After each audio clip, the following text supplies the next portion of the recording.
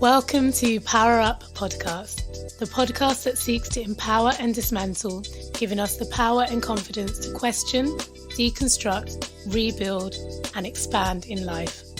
I'm your host, AmaRouge, voiceover and multidisciplinary artist, well-being advocate, food and book geek with over 14 years of movement-centered experience. I am your host, Mesma, artist, choreographer, yogi and coach with a passion for alchemy, creativity, transformation and workplace wellness. We recognise that we can't dismantle and empower or be empowered without first learning ourselves, diving deeper to unlearn the harmful, restrictive and unprogressive. It's an ongoing practice and journey for us all, which is why we created this podcast. Our show features guests doing the work to enlighten, deconstruct and power up in their own magical ways. We're going to be having conversations around the power of healing, transformation, well-being and creativity, and how they feed our personal and collective evolution, how they help us power up. Hi everyone, welcome. So we are starting a new series in this episode, and we're talking about gender identity. And it's something Ella and I have been speaking about for quite a while and have wanted to do a series on, but it's something we haven't kind of run into doing because, as we know, gender and gender identity is a huge topic. Is something that we wanted to explore and discuss, as we always do, but we wanted to do it in a way that was as wholesome as it could be for where we are in our personal journeys and in our personal understanding. And we feel like we are a bit further along, even though we've still got so much to learn and so much to discover and explore. So now feels like a good time to start this series and have these conversations. We've got two amazing guests who are going to follow in the next two episodes. And we absolutely loved recording with them, didn't we, Belle? So amazing. I learnt so much, and also felt really inspired and empowered and really blessed by the conversations. Yeah, I think it was just such heartful sharings and coming with such openness and really two human beings who have really taken the time to think about this stuff on a deep level. And then just the generosity in the way that they both shared. So excited for you all to hear that. Yeah, really excited. And it feels really important to us to share a disclaimer of sorts, to say that, you know, we really appreciate that we can't cover and discuss and explore everything about and surrounding gender identity in three, approximately 30-minute episodes. We know it's not feasible. That's not what we're doing. But what we are doing is talking about gender identity as much as we're able to, with where we are in our journeys and the understandings we have and those of our guests. And in the show notes, there are some links if you want to learn some more, if you want to do a bit more exploration, then you can go to any of those links and see which ones serve you. And we are both still on our journeys, so bear that in mind and extend grace as we do and will to all the other beautiful humans who appear on our show and who we interact with. Thank you. And thank you, Amma, for that beautiful intro. Thanks, Belle. And I think there's so many layers to this topic. Like one of our big ones, Amma, that we have on a regular is like, what is gender anyway? Yeah. But to say that, like, you know, maybe that's something we dive into, but what we found that we tend to talk about is really about the societal constructs of gender. And that's where, like, I'm on this journey of, am I non-binary?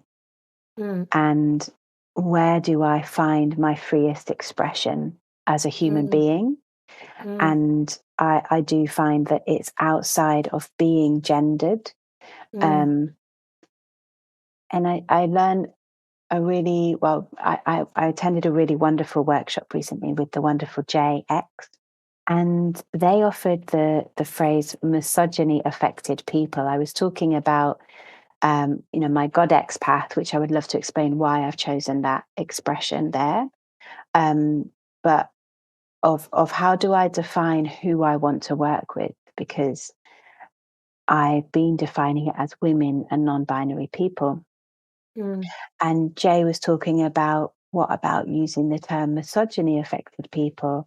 And I think when I'm talking about gender, I mm, am very much exploring our world and our society where we are expected to fit into a box that mm, may define how we are supposed to behave, mm. that may define our position, appearance.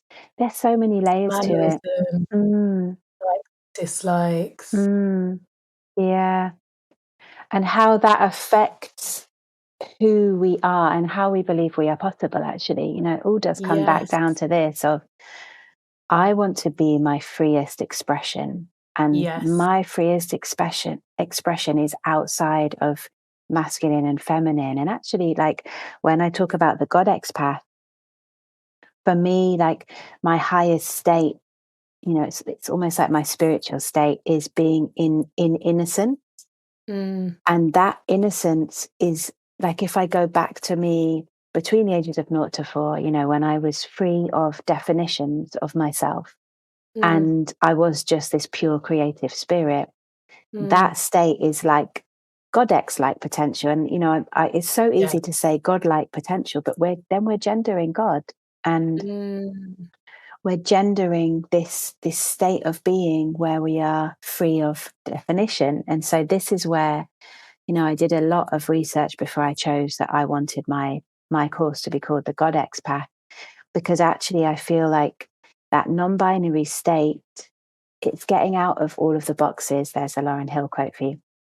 But it is. It's like getting out of the definitions that society puts on us and that we put on mm, ourselves so we can be our truest expression. And for me, yeah. that truest expression transcends gender. Mm. That's again, like, brings us back round to the whole purpose of this podcast, which is to unlearn, Mm, to rebuild, and then to expand into your hmm fullest expression. And, I think we all know by now that there is a lot of unlearning to do in many mm, areas, and especially this area in terms of the gender binary. And I know that I have a lot of unlearning to do around that as well, and to really deep it and understand what came before this was mm. created, and fed to us as this is the way it is. Yeah. Um, and I was thinking as you were talking about how when I was younger, when I was a child, maybe, I don't know, maybe 7, 8, 9, I used to have this, Barbie mansion Mhm. that you could put together, like, it was like you had to build it, you had to construct it every time, and I used to love it was huge, and it was baby pink, and I used to love putting all the pieces together, building the mansion, and then playing with my Barbies in the mansion. And I used to love My Little Pony as well. I used to cry when my brother used to diss My Little Pony video. It was like such a deep, like, affection for My Little Pony. Why? That's hilarious. Now I think it's hilarious because I mean, it was a bit whack compared to, like, some of the other things I liked, but I loved it. No shade to anyone else who loved My Little Pony. But but then I also really loved running around outside, climbing walls, climbing trees, like Mm, big, big, big time. And I mention this because I recall being called a tomboy for loving climbing trees and Right. like climbing Yeah. over walls and grazing my knees and like doing a lot of the things my brother was doing. Yeah. But at the same time, I really loved playing with my Barbies. And from that young age, I remember, I don't know when I learnt that term, tomboy, but it's effectively, for anyone that doesn't know what that means, the way I would define a tomboy is a girl in society's I just love how you definition, say a girl, girl. just have to say. It's my favourite thing that you say. Ella always says this to me. It just makes me smile so much. I love that. Um, Societal definition of tomboy would be a girl who behaves like society's definition of a boy Mm, in terms of their mannerisms, the activities they like, etc., etc. And I remember being called this when I was young, and I don't know when I kind of understood what that societal definition was, but I remember in my mind thinking, and also describing myself to people. Like I would say, "Oh yeah, I love playing with my Barbies. I've got this amazing Barbie mansion and blah blah blah." And I'd make like clothing for them out of tissue, and like I was fully invested. And then I'd be like, "But I'm a tomboy because I also love climbing walls and like climbing trees and like running really fast." And I remember having that definition of myself, which was like, I'm this and I'm this. Whereas and kind of, they go into these two separate kind of definitions. yeah. And I remember being like, yeah, but they both exist in me, like they exist in one person. And I know it kind of, for a lot of people, it wouldn't make sense to like have both, because you have to be like a girly girl who loves Barbies or a tomboy. But actually, I'm both. And like, It's so now I'm interesting. older, I'm like, actually, you're just you. That's just your expression of the things you love. And Yeah. why do they have to be gendered? So I got called that as well. I just looked up the definition, by the way, of what is a tomboy, and it was a girl who enjoys who enjoys rough, noisy activities traditionally associated with boys. Like, what an Boom. interesting, like, so many stereotypes in that Yeah, sentence. yeah, But I was massively. called one as well. And I remember, like, my mum was a wonderful feminist. I really remember, like, um, her being kind of quite proud of me being a tomboy. Mm, um, but it also defined me into boxes that actually it took me a really long time to go, actually, I also want to do that. Um, my mum took me to ballet when I was like 5, and I was epically disappointed because it was nothing like what I saw on the TV. And why were they making me like flex and point my toes forever? I was just like, I'm not doing that again. But had my mum explained that there's a process that you go yeah. through, I might have stayed on. And, that it was a huge thing, age 17, to be like, I actually want to do ballet. Mm, And it was like, I really remember, age 7, being at a disco, and my two tomboy friends, and I'm doing that with the inverted commas, yeah, really taking the piss out of me because I wanted to dance at the party. And like, we didn't do that. We climbed tree, we had this whole identity built on what we did. yeah, And it yeah. was like to break that Was such a binary. huge thing, right? In Yeah. that time, it felt like it was a Yeah. massive thing, and it was a massive thing. It Mm. really would have been a massive thing for you in that space. Yeah. And I can remember not wanting to go to school on the Monday after the disco because I knew they were going to take the piss that Ella was dancing, which obviously that's now my job. And I'm so glad that I Yeah, had those moments to be true to what my truth was. But yeah, it's just so fascinating, the layers. Mm, isn't it? So, so fascinating. And one thing that is very clear to me is I'm just me. So actually on that kind of spectrum, maybe I'm actually just fluid. Do you know what I mean? Maybe it's yeah. I'm just me. I'm just an expression of myself. Mm, So these are the questions I'm asking myself. And I'm really excited to learn more and explore more, to really to see what sits in its truest form for me right now, right here, beautiful. and Me to too. continue to ask those questions.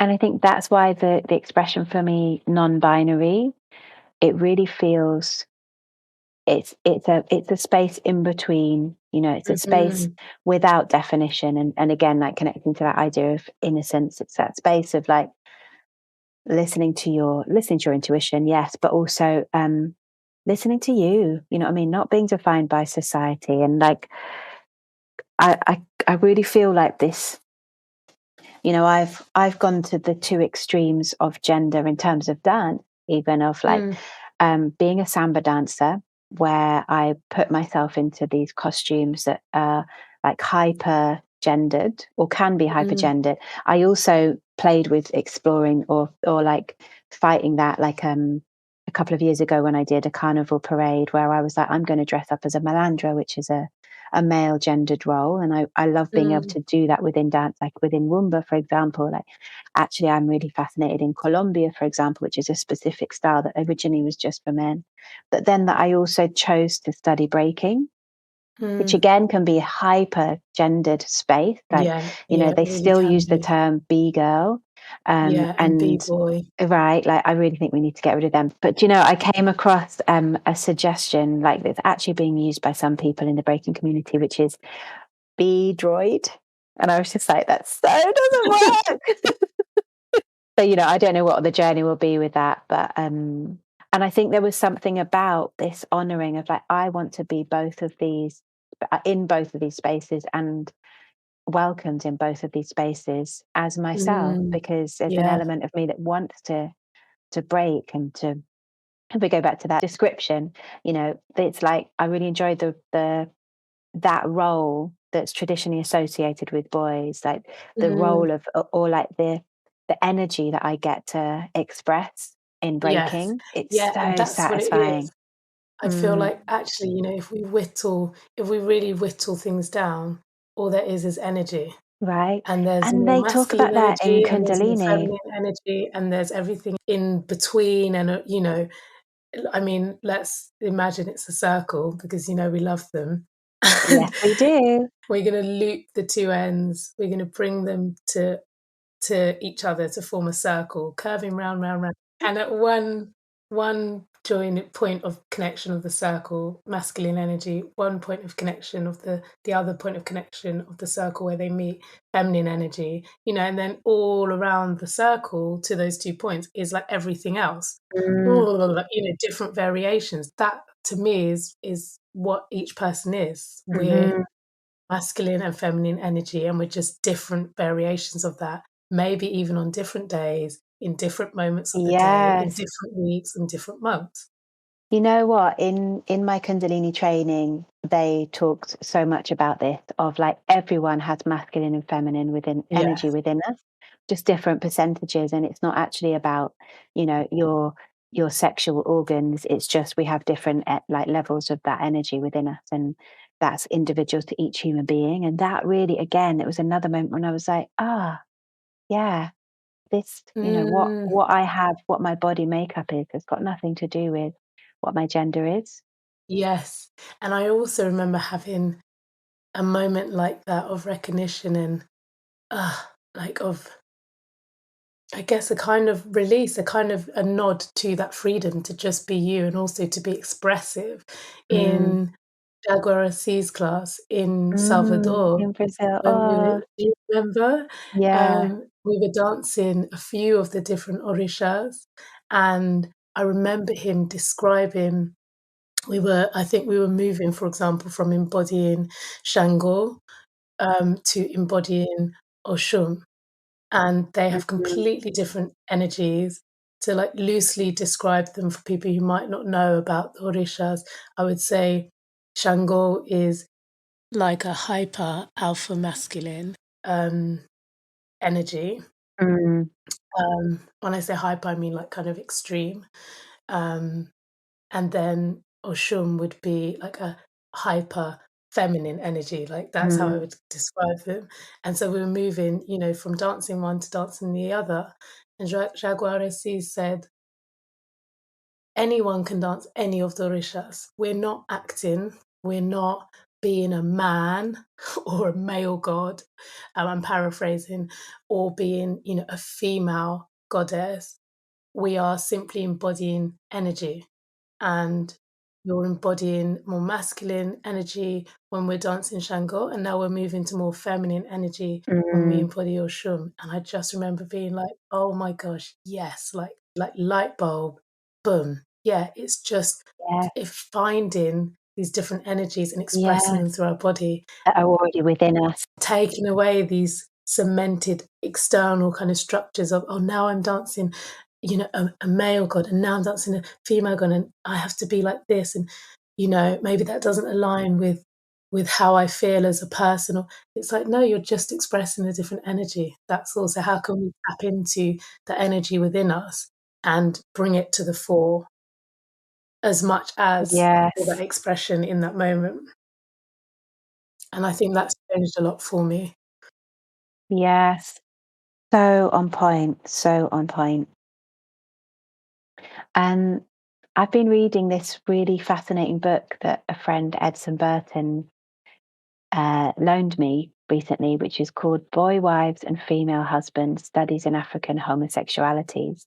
And I also have been thinking a lot about like the binaries and kind of power construct and, colonialism Mm, and patriarchy and like how binaries can be used to control.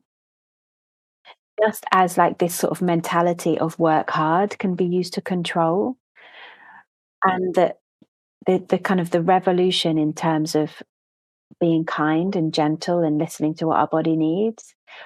Also, I feel like it also applies to binaries and listening to what is true for us instead of what we are taught and fed by society, and how that can get into our mm, heads and yeah. then not allow us to be free. And for me, like non-binary is freedom of expression. It's freedom of thinking. Yeah, and it's like non-judgment. It's operating in a non-judgment place where everyone can be honored for being themselves to the full. Thank you for listening. You can connect to us and our guests via the links in each episode's show notes. Before you go, we invite you to hit the subscribe button so you don't miss out on any of the goodness to come. And if you enjoyed today, perhaps tell a friend to tell a friend. We are always grateful for you, our listeners, for our fabulous guests, and to everyone who has contributed to and been a part of our journey here. Our music is by Tomo Carter. Everything else is brought to you by us, the PowerUp Power Team. I'm Mesma. I am AmaRouge, and we are PowerUp Podcast.